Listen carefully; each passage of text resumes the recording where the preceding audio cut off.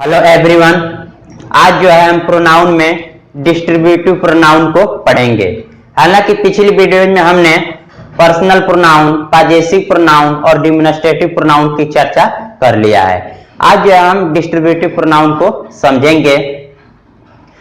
अगर हम देखें डिस्ट्रीब्यूटिव प्रोनाउन की हिंदी डेफिनेशन, तो डिस्ट्रीब्यूटिव प्रोनाउन वे प्रोनाउन हैं जो दो या दो से अधिक व्यक्तियों या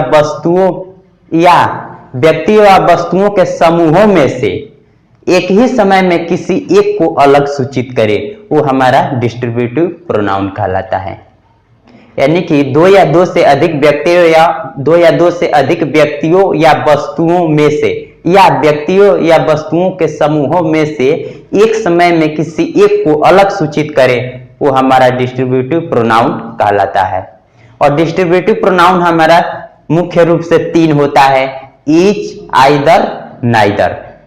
और इन तीनों के साथ हम सिंगुलर हेल्पिंग वर्ब यूज करते हैं। और डिस्ट्रीब्यूटिव का अर्थ होता है बांटने।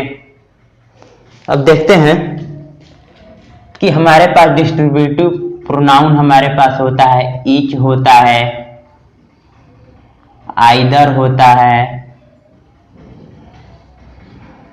एंड नाइदर होता है। मुख्य रूप से ये तीन ही हमारे डिस्ट्रीब्यूटिव प्रोनाउन है। हालांकि हम 9 की चर्चा करेंगे, लेकिन अभी इनको तीन ही जो है मुख्य रूप से होते हैं। और हम ध्यान रखेंगे कि इनके साथ, इन तीनों के साथ हम सिंगुलर हेल्पिंग वर्ब यूज करते हैं। ठीक, अब हम बात करें बोथ की, तो बोथ हमारा दो के लिए यूज होता है। तो बोथ के लिए हम याद रखेंगे कि यन इक्वल टू दो, यानी कि दो व्यक्तियों या वस्तुओं को डिनोट करने के लिए हम बोथ का यूज करते हैं। बोथ का अगर हिंदी देखें तो यहां कह सकते हैं दोनों कह सकते हैं। दो को डिनोट करने के लिए हम बोथ का यूज करते हैं। तो इसका डेफिनेशन, इसका अगर हम ऐसे लिख सकते हैं, टू पर्सन्स या थिंग को डिनोट करने के लिए, टू पर्सन्स या थिंग्स को डिनोट करने के लिए हम बोथ का यूज करते हैं। जैसे both of the two students. अब दो स्टूडेंट्स को डिनोट करने के लिए हम बोथ का यूज किए हैं। और दूसरी बात हम याद रखेंगे कि बोथ के साथ हमारा सदैव प्लूरल हेल्पिंग वर्ब यूज होता है। तो आर अपने आप में सही है। तो both of the two students are careless, यानी कि दो छात्रों में से दोनों क्या है, लापरवाह हैं। इस तरह से जो है हम इसका अर्थ हो जाएगा। अब हम आइदर की बात करें तो आइदर होता है हमारा, हिंदी अगर देखें तो दो में से कोई एक, दो में से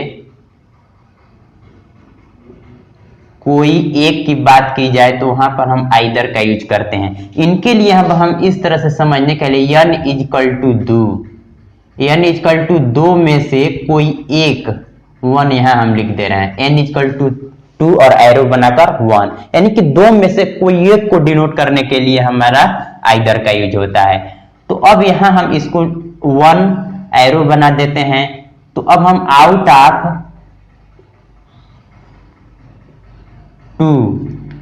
ऑफ टू पर्सन्स या थिंग, दो व्यक्तियों या वस्तुओं में से कोई एक को डिनोट करना हो तो आइदर का हम यूज कर देते हैं। या कह सकते हैं आउट ऑफ टू गिवन या राइट, यानी कि दो दिया है या दो लिखा है, उनमें से कोई एक को अगर कंसीडर करते हैं, अलग करते हैं, तो उसके लिए हम आइदर का यूज करते हैं। ठीक, अब ध्यान देते हैं either of these two pens.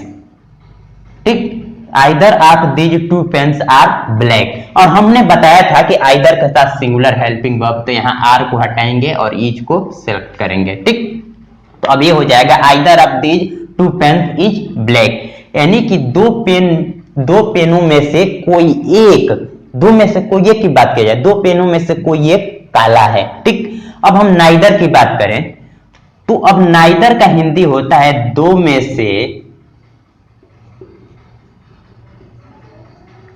कोई भी नहीं। दो में से कोई भी नहीं के लिए हम नाइदर का यूज करते हैं। इनको लिखने के लिए हम ऐसे लिख देते हैं एन इक्वल टू लिख करके एरो बना करके काट देते हैं, यानी कि दो में से किसी को भी नहीं डिनोट अगर करना है तो उनके लिए हम नाइदर का यूज करते हैं। ठीक, तो अब यहां पर हम इनके लिए हमने काट दिया और एरो बना दिया। उसी तरह से आउट ऑफ टू पर्सन या thing, out of two person या थिंग गिवन या राइट, जो भी दिया गया है लिखा गया है दो में से किसी को भी नहीं, यानी कि काट दिए हैं। आउट ऑफ टू में से काट दिए हैं, किसी को भी नहीं। यहां भी हमने n=2 से काट दिया है, यानी कि दो में से किसी को भी नहीं के सेंस में हमारा नाइदर का यूज होता है। अब हम इसी चीज को देखते हैं कि हमने नाइदर यहां यूज कर लिया। Neither of these two boys, are को हटाएंगे क्योंकि नाइदर के साथ हमने बताया कि सिंगुलर हेल्पिंग वर्ब यूज होता है, तो यहां यूज हो जाएगा। तो neither of these two boys is active, या दो, इसका हिंदी हो जाएगा दो में से कोई भी छात्र एक्टिव नहीं है। ठीक, अब हम ईच की अगर हम बात करें तो ईच के लिए हम ध्यान रखेंगे कि ऐसे ईच यन ग्रेटर देन और इक्वल टू 2 को डिनोट करने के लिए। ठीक, यन ग्रेटर देन इक्वल टू 2, यानी कि दो व्यक्तियों या दो से अधिक, दो या दो से अधिक व्यक्तियों या वस्तुओं को डिनोट करने के लिए हम ईच का प्रयोग करते हैं। तो ईच का हिंदी हमारा जो हो जाता है प्रत्येक। तो इनको हम ऐसे लिखेंगे, इनको कि टू या मोर देन टू या मोर देन टू। ठीक, दो या दो से अधिक व्यक्तियों या वस्तुओं, यानी इक्वल टू 2 या 2 से अधिक व्यक्तियों या वस्तुओं को डिनोट करने के लिए हम ईच का यूज करते हैं। ठीक, ईच का यूज करते हैं। अब हम ध्यान रखेंगे कि ईच का हिंदी होता है प्रत्येक, तब हम ध्यान देंगे यहां पर ईच का हमने यूज कर दिया। तो each of the two students were honest, और हमने कहा था कि ईच के साथ भी हम सिंगुलर हेल्पिंग वर्ब यूज करेंगे, तो वर को हटाएंगे और वाज को सिलेक्ट करेंगे। और यहां भी देख रहे हैं each of the 3 students were को हटाएंगे और वाज रख लेंगे। तो यानी कि ईच ऑफ द 2 स्टूडेंट, हमने कहा कि दो भी हो सकता है और दो से ज्यादा, दो या दो से अधिक व्यक्तियों या वस्तुओं को डिनोट करने के लिए हम ईच का यूज करते हैं, प्रत्येक का यूज करते हैं। तो each of the 2 students was honest, यानी कि दो। अब यहां इनका अर्थ दो हमने देख रहे हैं, तो दो छात्रों में से प्रत्येक ईमानदार था। इसका हिंदी हो जाएगा कि दो छात्रों में से प्रत्येक ईमानदार था। अब दो से अधिक भी हो सकता है, तो यहां हमने 3 ले लिया। तो each of the 3 students was honest, यानी कि 3 छात्रों में से प्रत्येक ईमानदार था। और भी हम यहाँ 3 के जगह हम चाहें तो 4 ले सकते हैं। तो अब यहाँ क्या हो जाएगा, 4 छात्रों में से प्रत्येक ईमानदार था। तो दो या दो से अधिक की बात अगर डिनोट करने की हो, दो या दो से अधिक व्यक्ति या वस्तु को अगर डिनोट करने की बात हो, तो वहां पर हम ईच का यूज करते हैं। ठीक, तो हमने जो है 4 हमने पढ़ा। पहला जो है हमने पढ़ा बोथ, दूसरा हमने आइदर, और थर्ड जो है हमने नाइदर, और फोर्थ हमने ईच का। और भी हमारे पास जैसे आल, एवरीवन, एनी, एनीवन और नन, और 5 बचा है। तो टोटल हम 9 की चर्चा करेंगे। तब हम देखते हैं कि हमारे पास और भी आगे हम देखेंगे कि आल और एवरीवन का यूज। तो अब हम ध्यान देंगे कि आल और एवरीवन का यूज, इनके लिए कंडीशन होता है कि 2 से अधिक व्यक्तियों या वस्तुओं को अगर हमें डिनोट करना है, 2 से अधिक व्यक्तियों या वस्तुओं को हमें डिनोट करना है, तो वहां पर आल और एवरीवन का यूज करते हैं।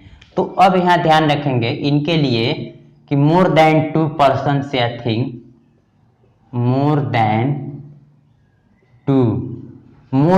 2, 2 से अधिक पर्सन या थिंग जो दिया गया हो या लिखा गया, 2 से अधिक व्यक्तियों या वस्तुओं को डिनोट करना है, तो वहां पर हम आल और एवरीवन का यूज करते हैं। अब हम देख रहे हैं कि आल का use, all of the 3 boys are laborious.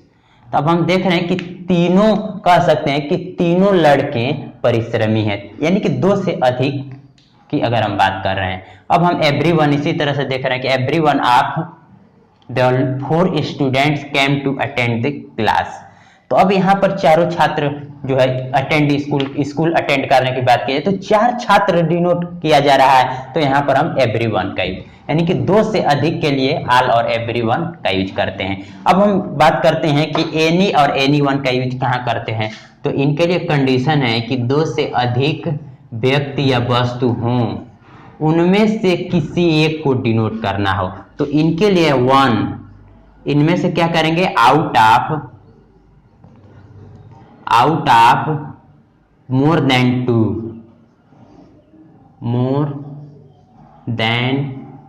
To, यानी कि 2 से अधिक व्यक्ति या वस्तु में से किसी एक को बताना हो, तो वहां पर हम एनी और एनीवन का यूज करते हैं।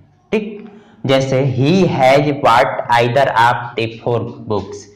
अब देख रहे हैं कि 4 यहाँ पर चर्चा की गई है, तो 4 हमारा आइदर से किया गया है, तो आइदर हमारा 2 में से एक की, जबकि यहाँ 4 की बात की जा रही है, तो यहाँ से हम आइदर को हटाएंगे और यहाँ पर हम एनी को रख सकते हैं, या फिर हम किसको रख सकते हैं, एनी वन को रख सकते हैं। तो अब यहाँ हो जाएगा ही हैज बॉट एनी या any one of the 4 books. ठीक, तो यानी कि ही हैज बॉट, उसने खरीदा, यानी कि 4 किताबों में से उसने 4 किताबों में से कोई एक खरीदा, तो इस तरह का सेंस दे रहा है। अब यहाँ भी देख रहे हैं आइदर ऑफ द 3 गर्ल्स, 3 की बात की जा रही है, तो 3 की बात की जा रही है, 2 से अधिक में से किसी एक की बात की जा रही है, तो अब यहाँ पर भी हम आइदर का यूज करते हैं। तो आइदर में हम ध्यान रखेंगे कि यहाँ भी हम एनी का यूज करेंगे और एनी वन का। ठीक, एनी और एनी वन का, यानी कि 2 से अधिक है और उसमें से किसी एक को सेलेक्ट किया जा रहा है। अब हम नन की बात करें तो नन का कंडीशन होता है कि 2 से ज्यादा हो, 2 से अधिक व्यक्ति और वस्तु हो और उनमें से किसी को भी नहीं की सेंस में होता है। तो अब यहाँ इनके लिए हम ऐसे बना देंगे, इनके लिए किसी को भी नहीं, हमने काट दिया, तो अब यहां लिख देते हैं आउट ऑफ मोर देन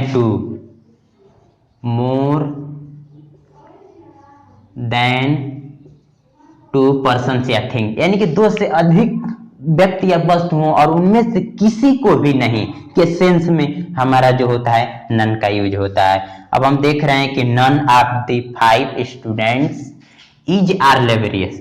अब ध्यान दे रहे हैं कि यहाँ सिंगुलर हेल्पिंग वर्ब, यहाँ प्लूरल हेल्पिंग वर्ब, तो अब हम ध्यान रखेंगे कि नन ही एक ऐसा प्रोनाउन है जिनके साथ हम सिंगुलर हेल्पिंग वर्ब और प्लूरल हेल्पिंग वर्ब दोनों यूज कर सकते हैं। यानी कि नन ही एक ऐसा प्रोनाउन है जिसके साथ हम सिंगुलर हेल्पिंग वर्ब और प्लूरल हेल्पिंग वर्ब हम दोनों यूज कर सकते हैं। तो ये जो है अपने आप में दोनों हेल्पिंग वर्ब सही होता है। तो अब हम जो है 9 हमने प्रोनाउन की चर्चा कर लिया, ईच, आइदर, नाइदर के साथ, और भी हमने 6 की चर्चा किया जो अदर कैटेगरी के हैं। ठीक, और फिर अब हम चर्चा करेंगे डिस्ट्रीब्यूटिव प्रोनाउन और डिमोन्स्ट्रेटिव प्रोनाउन के।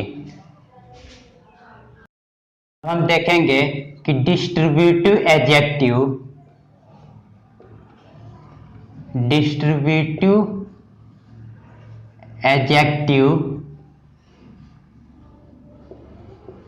वर्सेस डिस्ट्रीब्यूटिव प्रोनाउन, यही हमने अभी,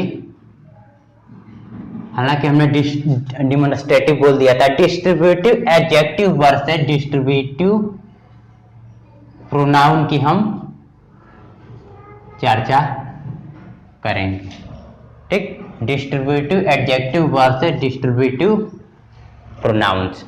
तो अब इनके लिए समझने के लिए हम ध्यान रखेंगे कि अगर हमारे पास ईच आ जाए, हमारे पास आइदर आ जाए, हमारे पास नाइदर आ जाए, ईच, आइदर, नाइदर के बाद अगर हमारा सिंगुलर नाउन दिख जाता है, यानी कि ईच, आइदर, नाइदर के बाद अगर हमारा सिंगुलर नाउन है, तो ये ईच, आइदर, नाइदर को हम डिस्ट्रीब्यूटिव एडजेक्टिव बोलेंगे। डिस्ट्रीब्यूटिव एडजेक्टिव बोलेंगे। ठीक। अगर हमारे पास यही अगर हम डिस्ट्रीब्यूटिव प्रोनाउन की देखें तो हमारे पास ईच, आइदर और नाइदर, ईच आइदर नाइदर के बाद अगर हमारा नाउन नहीं है तो अब इनको हम डिस्ट्रीब्यूटिव प्रोनाउंस बोलेंगे। इनको हम कहेंगे डिस्ट्रीब्यूटिव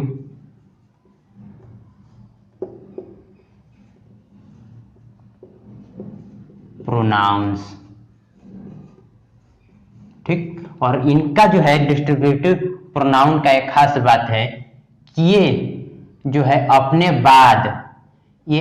बाद आप कंस्ट्रक्शन ले सकते हैं, यानी कि आप कंस्ट्रक्शन, इनके बाद अपने आप कंस्ट्रक्शन ले सकते हैं। अभी हम समझेंगे। हालांकि हमने पहले भी बताया था demonstrative adjective this that this those, यानी कि संकेतवाचक विशेषण की, कि इन वो अपने बाद जो है डिमोन्स्ट्रेटिव प्रोनाउन की, तो वो अपने बाद आप कंस्ट्रक्शन ले लेते थे। ठीक। जैसे अगर हम देखें जैसे ईच आइदर नाइदर के बाद सिंगुलर नाउन आए तो ये हमारे डिस्ट्रीब्यूटिव एडजेक्टिव कहलाएंगे। तो अब हम देख रहे हैं कि ईच के बाद हमारा सिंगुलर नाउन आया तो ये जो है हमारे क्या कहलाएंगे, डिस्ट्रीब्यूटिव एडजेक्टिव कहलाएंगे। तो इधर हम लिख दे रहे हैं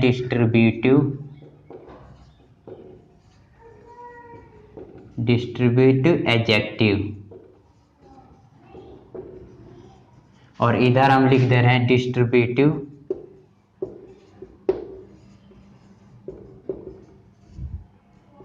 प्रोनाउंस। ठीक। अब हम देख रहे हैं कि आइदर के बाद हमारा सिंगुलर नाउन, तो ये डिस्ट्रीब्यूटिव एडजेक्टिव हुआ। अब नाइदर स्टेटमेंट इज ट्रू, इनके बाद सिंगुलर हेल्पिंग, हमने कहा कि ईच आइदर नाइदर के बाद सिंगुलर हेल्पिंग वर्ब यूज होता है। तो ये सब देख रहे हैं कि हमारा जो है डिस्ट्रीब्यूटिव एडजेक्टिव है, क्योंकि इनके बाद सिंगुलर नाउन आया हुआ है। और इनकी बात हमने बताया था कि ईच आइदर नाइदर के बाद अगर नाउन हमारा, ईच आइदर नाइदर के बाद हमारा नाउन नहीं हो तो ये जो है हमारे डिस्ट्रीब्यूटिव प्रोनाउंस कहलाते हैं। और ये प्रोनाउंस जब बन जाता है तो इनका जो है एक खास बात होता है कि ये चाहे तो अपने बाद आप कंस्ट्रक्शन ले सकते हैं। तो यहाँ हम ध्यान देते हैं कि ईच के बाद आप कंस्ट्रक्शन ये ले लिया, आप डिप्लॉय वन अपराइज। हालांकि अभी हम इसी में ही एक नोट सेकंड में हम पढ़ेंगे कि ईच आप के बाद हमारा चाहे तो प्लूरल प्रोनाउन आ सकता है या द प्लस प्लूरल नाउन आ सकता है। अभी हम उसको जो है देखेंगे, लेकिन यहाँ जो है हम समझ रहे हैं अभी डिस्ट्रीब्यूटिव प्रोनाउन। तब हम देख रहे हैं कि आइदर के बाद हमारा नहीं है कुछ, आइदर के बाद हमारा नाउन नहीं है तो ये जो है हमारा डिस्ट्रीब्यूटिव प्रोनाउन है। और नाइदर के बाद भी हमारा नाउन नहीं है तो ये भी हमारा डिस्ट्रीब्यूटिव प्रोनाउन हो गया। ठीक। और हम जानते और देख रहे हैं कि यहाँ सिंगुलर हेल्पिंग वर्ब, तो हमने यहाँ भी बताया था ईच आइदर नाइदर के बाद हमारा सिंगुलर हेल्पिंग वर्ब यूज होता है। तब हम इसी चीज को अब हम नोट एक जो है यहाँ जो है हमने नोट फर्स्ट हमने समझ लिया, हमने जो है यहाँ नोट वन हमने समझ लिया। अब हम नोट एक सेकेंड देखते हैं। अब हम एक नोट सेकेंड देखते हैं कि अगर हमारे पास ईच आप, आइदर आप, नाइदर आप, ईच आप, आइदर आप, नाइदर आप के बाद हमारा प्लूरल प्रोनाउन यूज हो सकता है या द प्लस प्लूरल नाउन हो सकता है। ईच आप, आइदर आप, नाइदर आपके बाद हम चाहें तो प्लूरल प्रोनाउन या the plus plural noun use कर सकते हैं। जैसे अब हम देख रहे हैं कि ईच आप हमारा हो गया, इनके बाद द प्लस प्लूरल नाउन, तो ये स्टूडेंट को काट करके क्या लिखेंगे, प्लूरल इनको बनाएंगे, तो यहाँ क्या हो जाएगा, स्टूडेंट्स हो जाएगा। तो यहाँ हम ध्यान रखेंगे कि यहाँ हमारा आना चाहिए plural noun, the plus plural noun. अब यहाँ इनके साथ ईच के बाद हम जानते हैं कि हमारा जो सिंगुलर हेल्पिंग वर्ब यूज होता है, तो यहाँ हैज हो जाएगा। तो each of the students has completed this project. अब देख रहे हैं कि आइदर आपके बाद हमारा प्लूरल प्रोनाउन यूज होगा, तो अब यहाँ हम देख रहे हैं कि प्लूरल प्रोनाउन है हमारा, ठीक है। अब ईच आपके बाद यहाँ भी हम देख रहे हैं कि हमारा प्लूरल प्रोनाउन है, ये भी हमारा ठीक है। अब ईच आप के बाद हम देख रहे हैं कि यहाँ प्लूरल नाउन होना चाहिए, तो यहाँ क्या हो जाएगा, बुक्स हो जाएगा। तो अब यहाँ ईच ऑफ द बुक्स, अब यहाँ सिंगुलर जो है हमारा होना चाहिए हेल्पिंग वर्ब, तो यहाँ क्या हो जाएगा, इज। तो each of the books is useful. अब देख रहे हैं कि नाइदर ऑफ के बाद हमारा जो है यहाँ प्लूरल नाउन बॉयज होना चाहिए, द प्लस प्लूरल नाउन। तो नाइदर ऑफ द बॉयज, यहाँ वर्ब को हटाएंगे और वाज लिख देंगे। तो neither of the boys was seen in. अब ये देख रहे हैं कि ध्यान से क्लास हमारा नाउन हुआ, इनके पहले पॉजेसिव एडजेक्टिव हीज यूज करेंगे जो अपने आप में प्रोनाउन है, ठीक। तो neither of the boys was seen in his class. अब देख रहे हैं कि आइदर ऑफ के बाद हमारा प्लूरल प्रोनाउन हमारा यूज हुआ है, और यहाँ हम देख रहे हैं कि आर हुआ है तो इनको हटा देंगे, इज में बदल देंगे। अब नॉट भी, आइदर मतलब दो में से एक के लिए हम आइदर का यूज कर रहे हैं, और वो भी ये क्या हो रहा है, नॉट कर दे रहा है, मना कर दे रहा है। तो इस वजह से इसको अगर हम बनाएं तो ये हमारा हो जाएगा, इनको नॉट को भी हम यहाँ से हटा देंगे और आइदर को भी, दोनों को यहाँ से हम क्या करेंगे, हटा देंगे। तो यहाँ हमारा क्या हो जाएगा, नाइदर में बदल जाएगा। तो यहाँ हो जाएगा हमारे पास neither of you is allowed to go, यानी कि neither of you is allowed to go. अब जाकर के सही हुआ। तो यानी कि इस सेंटेंस में हमने क्या किया कि आइदर और नॉट को हमने नाइदर में बदल दिया। यही तो हमने किया कि आइदर नॉट को हमने नाइदर में बदल दिया, ठीक। अब यहां हम देख रहे हैं कि बोथ, और बोथ के बाद हम जानते हैं कि हमेशा हमारा प्लूरल वर्ब आता है, प्लूरल हेल्पिंग वर्ब। तो यहाँ क्या हो जाएगा हमारे पास, आर हो जाएगा। तो यहाँ both of them are found guilty. अब ध्यान देंगे कि either of the Kauravas was seen decent, तो आइदर के बाद हमारा सिंगुलर हेल्पिंग वर्ब आया हुआ है, ठीक है। अब यहाँ हम जो है एक चीज हम लगा लें तो सही हो जाएगा, यहाँ नॉट, ठीक, समझने के लिए। तो either of the Kaurav was not seen decent. तो अब हम कौरव को ध्यान से देखेंगे तो ये दो से ज्यादा होते हैं, दो से ज्यादा हैं कौरव, और आइदर है। और यहाँ दूसरी बात की यहाँ नॉट, तो हमने कंडीशन पढ़ाया था कि दो से ज्यादा में से किसी को भी नहीं सेलेक्ट करना है, तो वहां पर हम किसका यूज करेंगे, नन का यूज करेंगे, ठीक। तो यहाँ हो जाएगा हमारा, तो यहाँ हम ध्यान देंगे कि यहाँ से हम आइदर को भी हटा देंगे और नॉट को भी हटा देंगे, और यहाँ क्या हो जाएगा हमारे पास, none, none of the Kaurav, none of the Kaurav. और ध्यान रखेंगे कि नन के बाद हमने बताया था कि सिंगुलर हेल्पिंग वर्ब और प्लूरल दोनों यूज हो सकता है।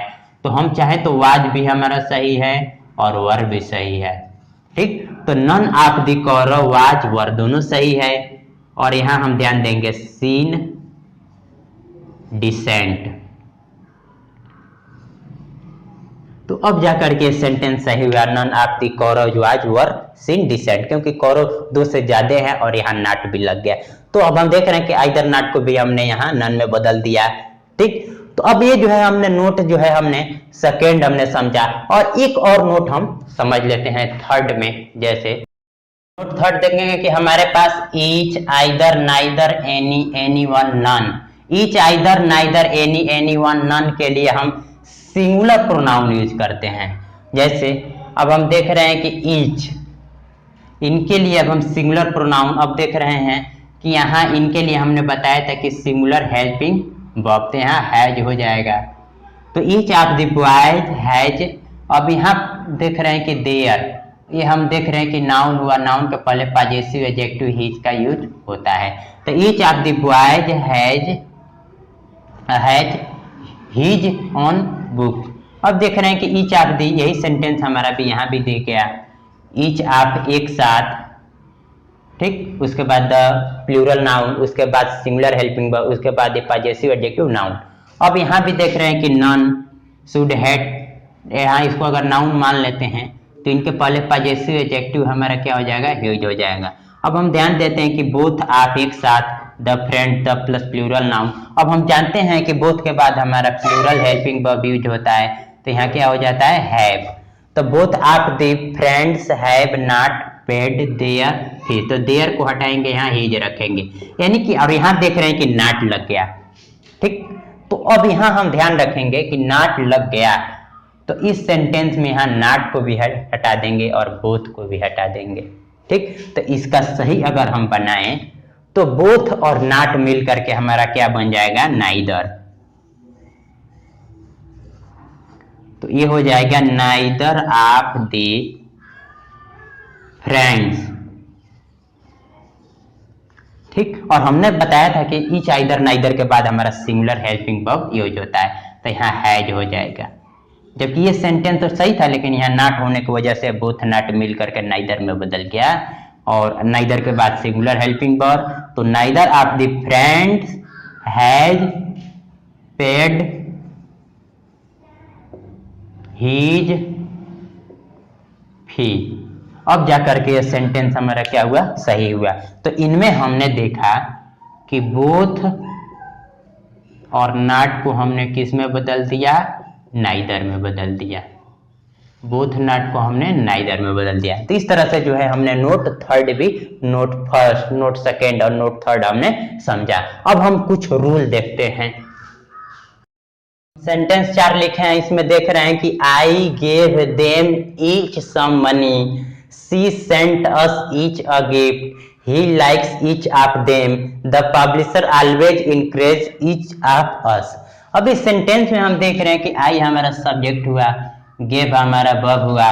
अब हम देख रहे हैं कि ये हमारा क्या हुआ, ऑब्जेक्ट हुआ, ठीक। उनके बाद हमारा ईच यूज हुआ, और यहां हम देख रहे हैं कि सम मनी, ये हमारा फ्रेज हो गया,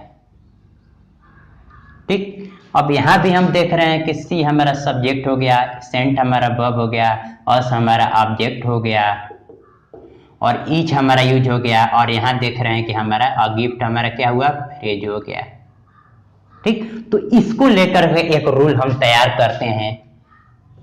इनके लेकर के हम एक रूल देखेंगे कि अगर हमारे पास ऑब्जेक्ट, अगर हमारे पास ऑब्जेक्ट के बाद हमारा फ्रेज दिखे, ठीक। रूल ये है कि अगर ऑब्जेक्ट के बाद फ्रेज दिखे तो ऑब्जेक्ट के जस्ट बाद हम ईच का यूज करते हैं। हमने कहा कि अगर ऑब्जेक्ट के बाद हमारा फ्रेज दिखे तो ऑब्जेक्ट के जस्ट बाद, जस्ट की बात कर रहे हैं, हम ईच का यूज करते हैं। तो इसी चीज को हम देख रहे हैं कि हमारा देम ऑब्जेक्ट हुआ, और इनके बाद हम देख रहे हैं कि देम के बाद हमारा यहाँ फ्रेज यूज हुआ, तो ये देम के तुरंत बाद हम ईच का यूज कर दिए। इसी तरह से अब हम देख रहे हैं कि ऑब्जेक्ट के बाद ये हमारा फ्रेज हुआ है, तो इसके जस्ट बाद हम ईच का यूज कर लिए। अब इस सेंटेंस में अब हम देख रहे हैं कि ही हमारा सब्जेक्ट हुआ, लाइक्स हमारा वर्ब हुआ, ईच यूज हो गया, और ये हमारा देख रहे हैं कि प्रेपोजिशन हो गया, और देम इस क्या है, प्रेपोजिशन का ऑब्जेक्ट हो गया, ठीक। अब देख रहे हैं कि द पब्लिशर हमारा सब्जेक्ट हो गया, ठीक। Always encourage each. अब यहाँ हम ध्यान देते हैं कि अस हमारा ऑब्जेक्ट हो गया, आप हमारा प्रेपोजिशन हो गया, और इनके पहले ईच यूज हुआ। तो इसको लेकर के हम एक रूल इनको भी तैयार करेंगे कि हमारे पास क्या होता है कि अगर हमारे पास आप, उसके बाद आप प्लस ऑब्जेक्ट, तो आप प्लस ऑब्जेक्ट है, तो इनको हम कह सकते हैं ये प्रेपोजिशन का ऑब्जेक्ट बनेगा। तो ये हो जाता है हमारा ऑब्जेक्ट ऑफ प्रेपोजिशन, यानी कि ये प्रेपोजिशन का ऑब्जेक्ट बन जाता है।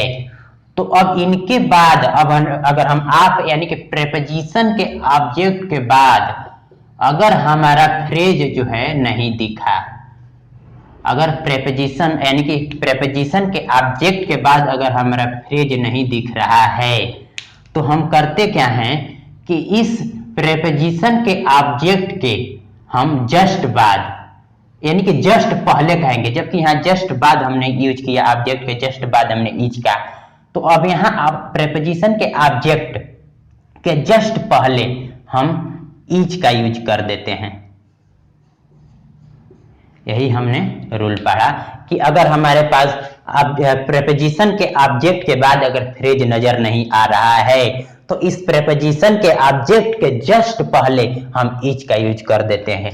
तो अब इसी चीज को अब हम देख रहे हैं कि हमारा ऑब्जेक्ट हुआ और प्रेपोजिशन के ऑब्जेक्ट हुआ और इसके जस्ट पहले हम ईच का यूज कर दिए। ठीक, यहाँ भी हम देख रहे हैं कि प्रेपोजिशन का ये ऑब्जेक्ट हुआ और इसके जस्ट बाद हम ईच का, इसके जस्ट पहले हम ईच का यूज कर दे रहे हैं। ठीक, तो इस तरह से जो ये भी हमारा रूल कंप्लीट होता है। अब हम एक आगे रूल देखते हैं।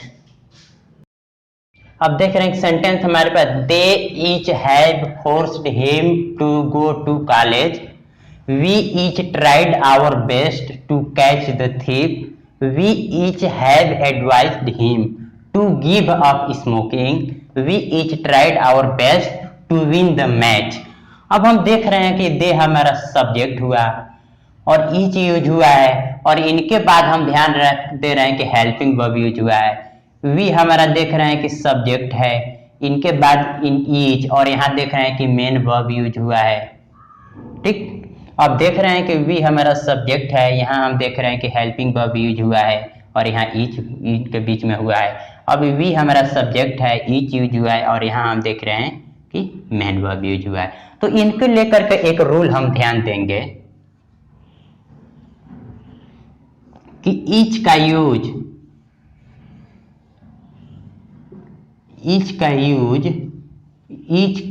For subject. ठीक, यानी कि अगर ईच का यूज सब्जेक्ट के लिए किया गया है, इसका अर्थ यह हुआ कि ईच का यूज सब्जेक्ट में सम्मिलित प्रत्येक व्यक्ति या वस्तु के लिए किया गया होगा।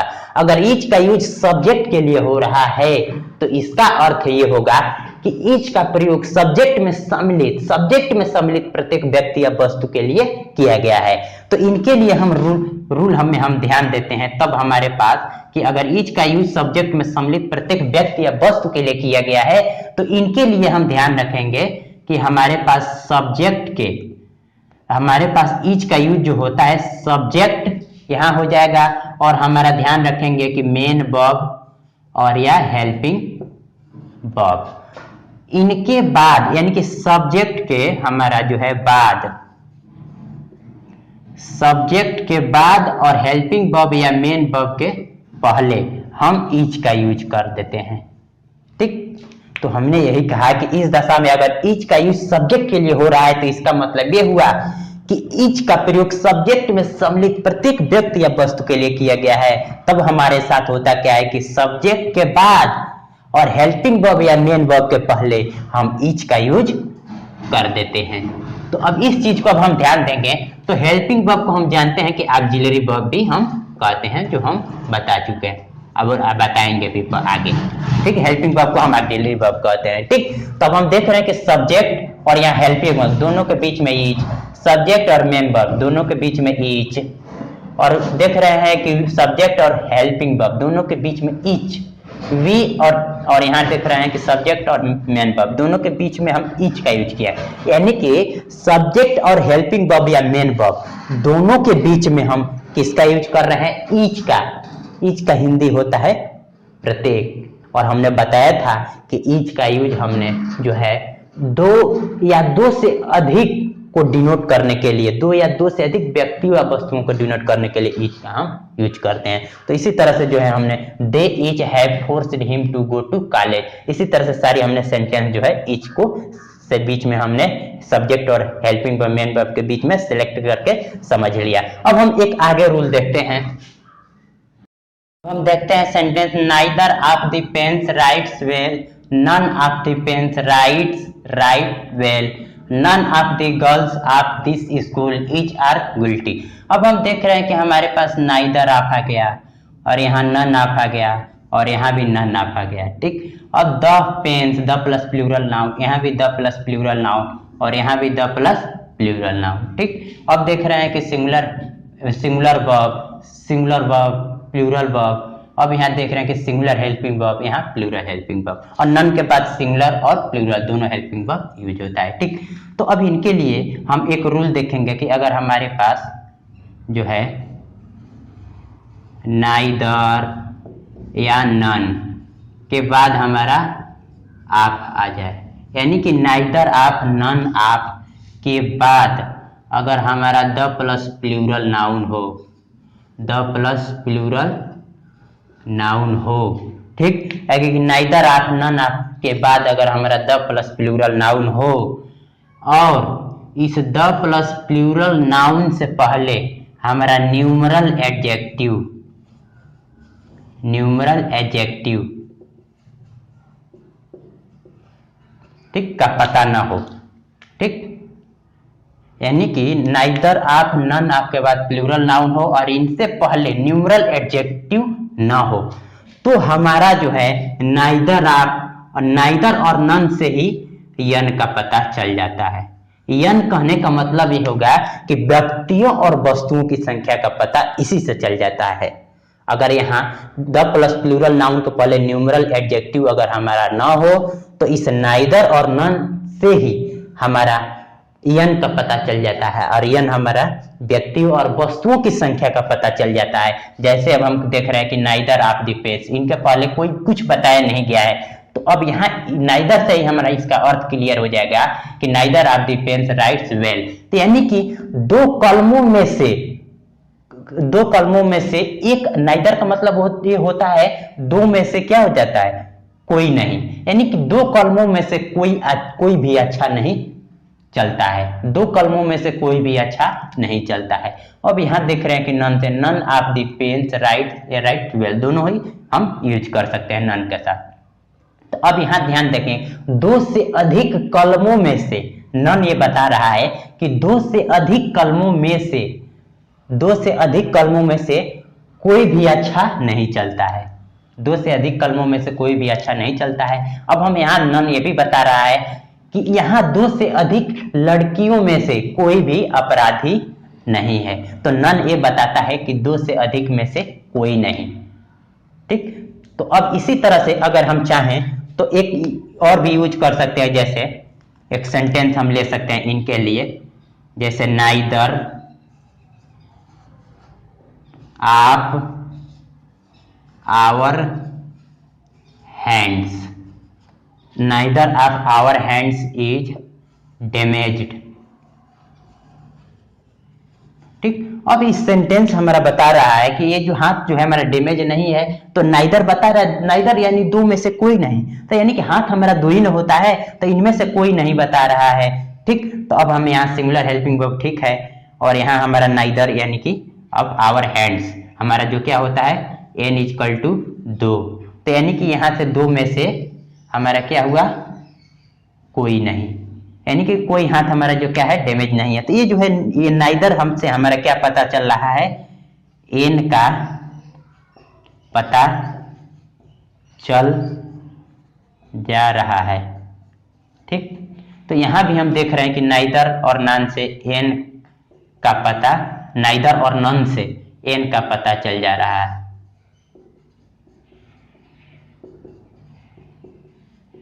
ठीक, यानी कि व्यक्ति और वस्तुओं की संख्या, नाइदर और नन से व्यक्ति और वस्तुओं की संख्या का पता चल जा रहा है, न्यूमरल एडजेक्टिव की हमें जरूरत नहीं है। ठीक, तो इस तरह से जो है आज जो है हमने डिस्ट्रीब्यूटिव प्रोनाउन को जो है 0 to hero, basic to advance हमने जो है इसको पढ़ा। तो आज के लेक्चर में बस इतना ही। तो I hope you must have like this video.